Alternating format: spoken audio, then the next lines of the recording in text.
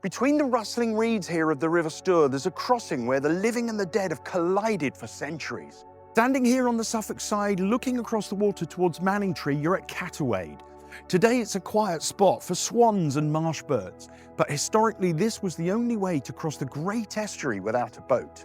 Before the modern bridges, there was a treacherous causeway and a series of ancient wooden spans that linked the kingdom of the East Angles to the lands of the East Saxons. Because this was the primary artery for trade, it was also a magnet for tragedy. During the 14th century, when the Black Death was ravaging the Valley, this bridge was a desperate checkpoint. Guards stood amongst these very reeds, tasked with turning back the sick who were trying to flee the plague pits of the south. The atmosphere here changes when the river mist rolls in, and locals have long whispered about the Cattawade Cavalier. According to verifiable local law, a messenger for the royalist cause was intercepted here during the English Civil War. He didn't surrender. He reportedly spurred his horse into the deep mud of the Stour to escape the parliamentarian scouts, only to be dragged down by the weight of his armor. On quiet moonless nights, people fishing along these banks have reported the sound of heavy hooves splashing rhythmically through the shallows, followed by a frantic metallic thrashing that abruptly stops.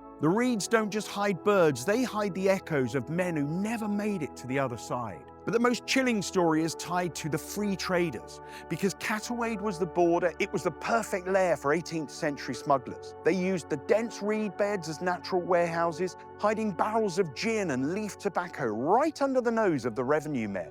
There's a persistent legend of a shuck-like creature, a massive dark shape with eyes like glowing coals, that was seen guarding the Suffolk end of the bridge. Historians now suspect this wasn't a ghost at all, but a clever ruse by the smuggling gangs. They'd dress a large dog in a bearskin or even a donkey in dark rags to terrify the local watchmen, ensuring nobody dared to investigate the rustling in the marshes at midnight. When you stand here today, the wind through the dry reeds sounds remarkably like whispered conversation or the dragging of heavy chains. Whether it's the memory of the plague guards, the drowned cavalier, or the shadows of the smugglers, the banks at Cattawade hold a tension that hasn't faded with time.